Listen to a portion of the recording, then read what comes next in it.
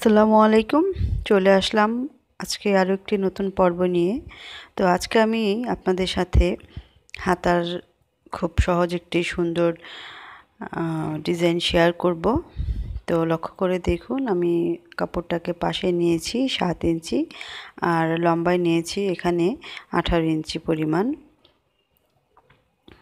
তো হাতার মোহরিটা যতটুকু হবে তার চেয়ে 3-4 ইঞ্চি কাপড় বেশি নিতে হবে। আশা করছি আজকের পর্বটিও সবার কাছে ভালো লাগবে।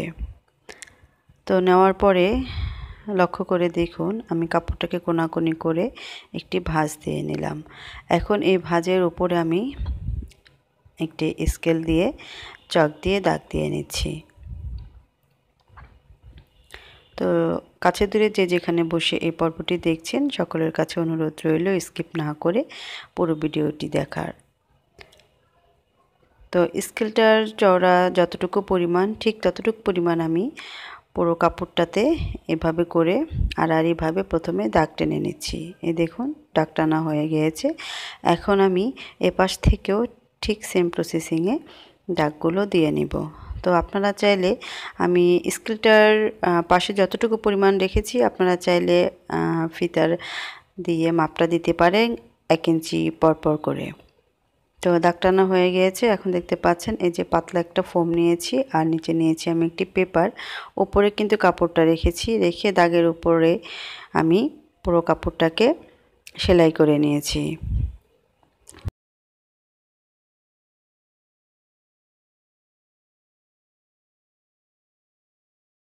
আর এখন আমি পেপারটাকে ছিঁড়ে নিয়েছি।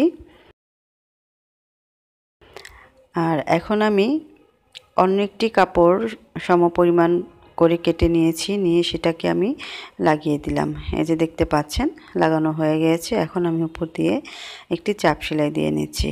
আর অবশ্যই লক্ষ্য রাখতে হবে যে যখনই আপনি দাগের উপরে সেলাই শুরু করবেন তখন অবশ্যই মাঝখান থেকে সেলাইটাকে শুরু করবেন, যাতে করে কাপড়গুলো কুঁচকে না থাকে।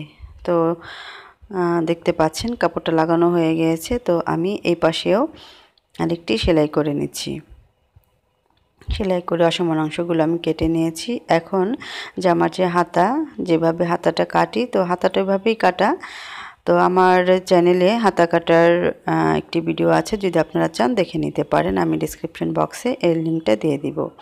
তো হাতাটার সাথে আমি এই ডিজাইন করা অংশটাকে অ্যাড করে নিয়েছি। অ্যাড করে আমি দেখতে পাচ্ছেন যে যেখান থেকে হাতাটা জোড়া দিয়েছি ওই পাশে লেস লাগিয়ে নিয়েছি, আর হাতার মোহরি নিচের অংশে আমি লেসটাকে লাগিয়ে নিয়েছি। এখন যে আমি সেলাইগুলো করেছিলাম ফোম দিয়ে উপরে, তো এখন আমি প্রত্যেকটা কর্নারে কর্নারে পুঁতিগুলো এভাবে লাগিয়ে নিচ্ছি।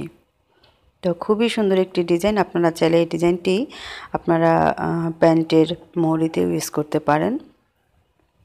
তো অলরেডি যারা আমার চ্যানেলটিকে সাবস্ক্রাইব করেছেন তাদেরকে জানাচ্ছি অসংখ্য ধন্যবাদ। আর যারা আজকে আমার চ্যানেলটিতে নতুন ভিজিট করছেন তাদের কাছে অনুরোধ রইল আমার চ্যানেলটিকে সাবস্ক্রাইব করে পাশে থেকে বেল বাটনটি প্রেস করে অল অপশনে দিয়ে রাখার। এতে করে আমার নিত্য নতুন ভিডিও আপলোড দেওয়ার সাথে সাথে নোটিফিকেশন পৌঁছে যাবে আপনাদের কাছে।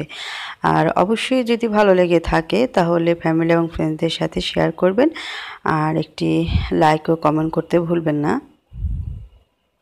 এই দেখুন একদম কমপ্লিট হয়েছে। দেখতে কতটা সুন্দর লাগছে। খুবই সহজভাবে আপনি এই ডিজাইনটি করে নিতে পারবেন, দেখতে কিন্তু খুবই সুন্দর লাগে।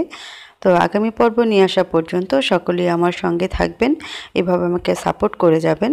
তাহলে অবশ্যই আপনাদের সাপোর্টে আমি আরও এগিয়ে যেতে পারবো। সবাই ভালো থাকবেন, সুস্থ থাকবেন, নিরাপদে থাকবেন। আসসালামু আলাইকুম।